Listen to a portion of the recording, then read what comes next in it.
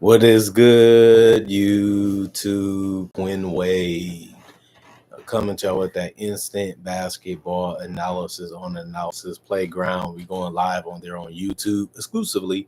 We're going to talk about how the Sacramento Kings ended up beating the Cleveland Cavaliers 120 to 113. The Cavaliers go to 62-16, 33-6 at home. And the Kings go to 38-40, 19-21 on the road. They had to win this game if they wanted to stay in the play-in tournament and try to lock teams out beneath them for having that slight chance of getting back in and taking their spot and knocking them out potential playoff spot if they can win the play-in tournament. But the Kings actually swept the Cleveland Cavaliers. I know it sounds unbelievable this year. They ended up beating them not too long ago, and they ended up beating them today. And the Cavs, they have really been wishy-washy lately with their play. Teams been able to figure them out. Teams have been able to execute well against them on both ends of the court. And they have looked like a beatable team as of late. And the Thunder has been losing more recently too, showing you that the season can fatigue you a little bit and you can care a little less and relax a little bit more because you locked up the number one seed in your conference like these two big teams basically did. And they just showing the worst side of themselves. And we all have that, and they just doing it a little later in the season. But hopefully they can figure some things out and be better in the postseason because it's only going to get harder from here. Sacramento actually won the first quarter 31-27 by the end of it. They lost the second quarter 30-25, but they won the third quarter 35-22, and it was up by double figures going into the fourth quarter. Although they did lose that quarter 34-29 to the Cavaliers, they was able to keep the lead enough to be able to win it, even though they both were changing leads against each other in the fourth quarter. But Sacramento was able to score enough points to win this one and keep the Cavaliers from winning the game entirely. The Sacramento Kings, Trey Lyles started tonight. He played 40 minutes. Every single starter played 40 minutes or more today for the Sacramento Kings. He was 2 of 6 from the field, 1 of 4 from 3, 2 of 4 from the free throw line. He did have 8 rebounds, 1 of those offensive with an assist and 2 steals. He also had 2 personal fouls. He was a plus 16 and plus minus. He had 7 points. Domantas Sabonis, 11 of 15 from the field, 1 of 2 from 3, 4 of 4 from the free throw line, 27 points, 9 rebounds, 3 was offensive with 7 assists, 2 steals, 7 turnovers, 3 personal fouls. He's a plus 2 and plus minus.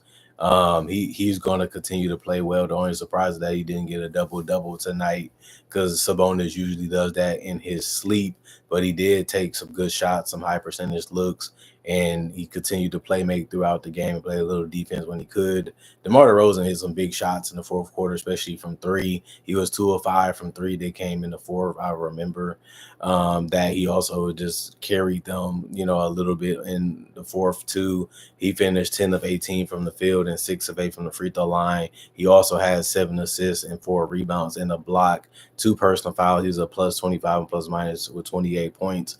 But the man that really showed up for them and had his best game as a King was Zach LaVine. He was 15 of 21 from the field. He was 7 of 11 from 3, really had it going. But he didn't really do much outside of scoring. He had 2 rebounds, 1 of those offensive with an assist, and he had 2 turnovers and 3 personal fouls. He finished as a minus 4 and plus minus and played the most minutes with 42 on the Kings tonight. He finished with 37 points, and that actually led everybody on both teams today. Also, Keon Ellis hit a buzzer beater, but he finished 4 of 7 from the field, 3 of 6 from 3. That really was a good help for them. Even defensively, he stepped it up. He had 4 steals and 2 blocks. He also had 3 assists, 3 rebounds, and 1 of them offensive with 2 personal fouls and a plus 2 and plus minus with 11 points. Jonas Valanciunas was 1 of 2 from the field, 2 rebounds, 1 assist, a minus 3 and plus minus 2 points. Isaac Jones, 0 of 3 from the field, 0 of 1 from 3, 2 rebounds. 1 of them was offensive with an assist, a minus 5 and plus minus for him. Malik Monk, 1 of 8 from the field, 0 of 3 from the three-point line, 6 of 6 from the free throw line, 7 rebounds, 3 assists, 1 steal, 4 turnovers, 2 personal fouls, a plus 3 and plus minus. He had 8 points.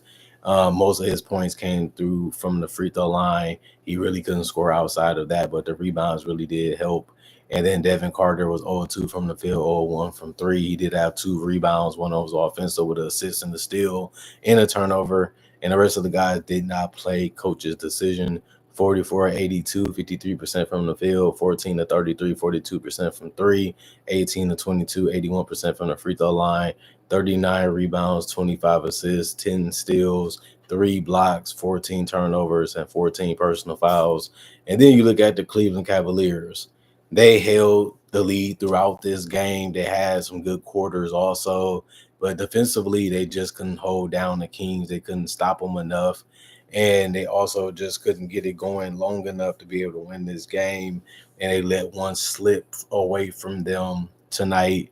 Evan Mobley, 7-14 from the field, 0-4 from three, 2-5 from the free throw line. He did have 9 rebounds, 3 was offensive, 4 assists, 3 steals, and 2 blocks, and a turnover and a personal foul. He was a -4, and plus minus, he has 16 points. He's been showing that he's a complete do-it-all type of player, and that's something that we knew that he had the ability to do.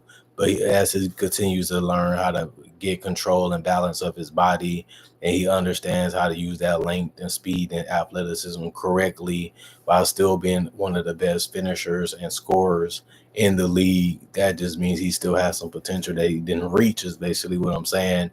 He can even be better in the future for the Cavaliers, and the best is still yet to come with this guy.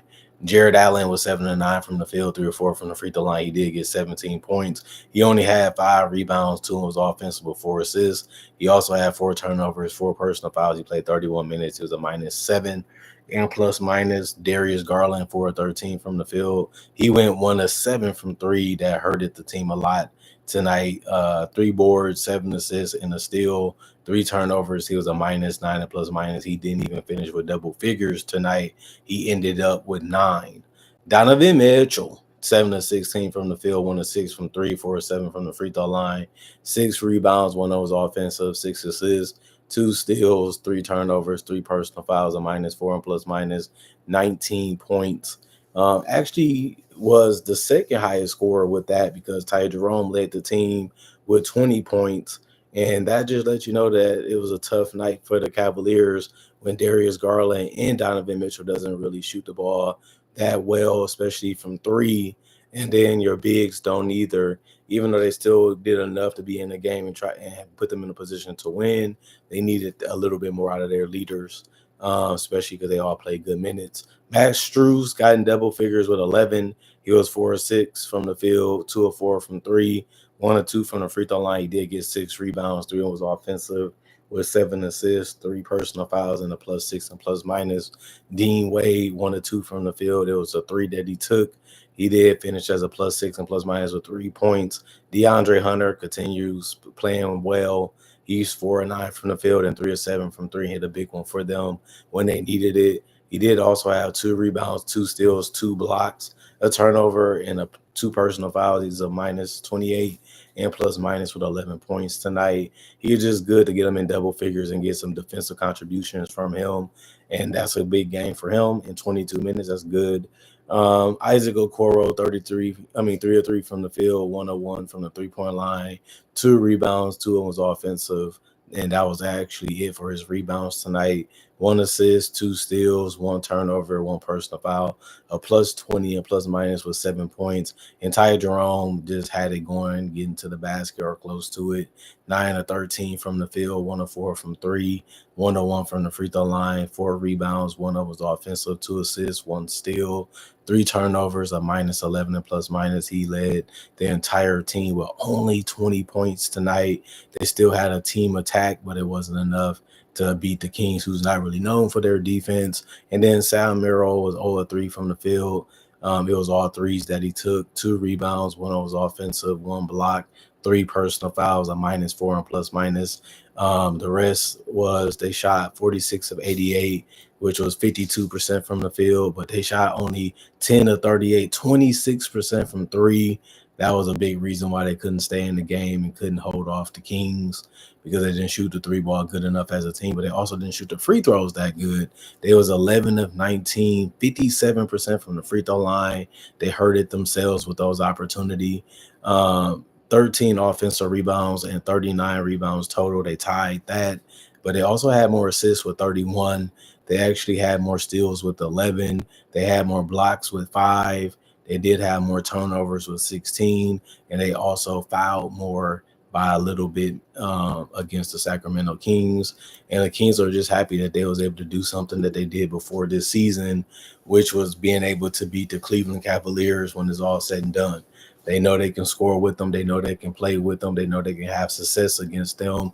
But every team feels that way in any game. You know, these are the best players in the world, the best coaches in the world. So, of course, you're going to feel that way. But to actually do it twice, that's just unheard of. To sweep the season series with Cleveland shows you that the Kings are a team that we can respect. And that's why they're in the playing conversation. But other than that, Cleveland Cavaliers, they need to figure it out. Like they have been losing too many games. They've been having too much trouble. They not having good success closing out games. They haven't been getting a lot of stops when they need them to be able to turn the tides in games and stay ahead of them. That is something that they really been bad at against other teams. So I don't really know what they're going to do. I don't even know how to call them out. I don't even know what to tell them, because I'm actually just surprised how they're ending this season. And it's just not a good look, because teams already felt that we can have success against some teams, already felt that they can have great games against them, but teams are actually beating them. And they're doing it by, a good enough margin to let you know that we can compete with these guys. And you never want teams to feel that way. You never want teams to have that type of confidence against you, especially in the playoffs where you're trying to win your first championship since 2016, I believe. And it's going to be tough because this is a new crew and a new coaching staff. And now they're still trying to get over that hump to see if they can do it without LeBron, Ramon, James. And what he has been able to do is just go to a bunch of finals. They're trying to go to their first with this team and this nucleus that they have together. And, Sacramento, for example, they don't know what they're going to be. They don't know if they're even going to make the playoffs at this point. But at least Cleveland played good enough for them to not have to worry about that this far into the season, because they handled their business majority of it. Now they're just getting caught a little bit too much. And I think that is just something that they have to correct in the playoffs, unless this season was a waste. Even though they was looking like they was going to be number one in the entire NBA, they gave that away to the OKC Thunder because they started losing way too much. And even when the Thunder lost today, Cleveland lost today, so they didn't make no ground on that. Other than that, comment, like, subscribe, share, hit the notification bell for more analysis. And if you're new to the channel, I do conversation video just like this about various different NBA only topics. I also do breakdowns with real footage of legends, current legends, rookies, and also future stars. And I also do mock draft and draft coverage. So if you like that type of stuff, I got over 3,000 videos that you can check out that might can convince you to be a fan or, a subscriber of this channel. Other than that, I hope you guys enjoyed your day. Sunday is almost over, but we had a lot of fun this weekend. Hopefully you did too. But we got to get back to the grind, whether we like it or not. But we got to have a positive mentality about that and try to go out there and accomplish goals at the same time as getting things done that we need to get done, and that's ahead of us, so they don't become problems in the future.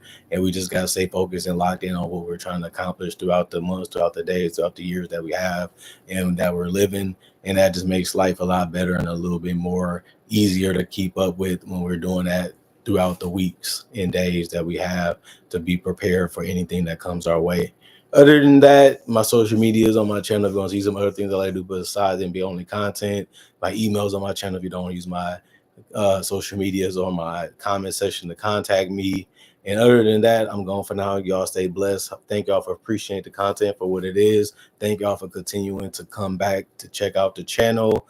And thank y'all for supporting me throughout the years, throughout the time that I've been doing this. And let's continue to try to make 2025 better than 2015. That's the only goal that we have for this channel this year. It should be fun. It should be something that we all look forward to. And I see that you guys continue to come back and enjoy the content as much as you guys can. And that's what I make it for. That's what I do it for, me, because I have fun with it, and y'all because you have fun loving it and watching it, enjoying it for what it is. And that's what made this channel strong for 10 plus years. So let's continue to have that blueprint, be successful this year too. You know, we got a strong 4 months. Let's just try to do it for the rest of the year. Other than that, I'm gone for now. Peace out.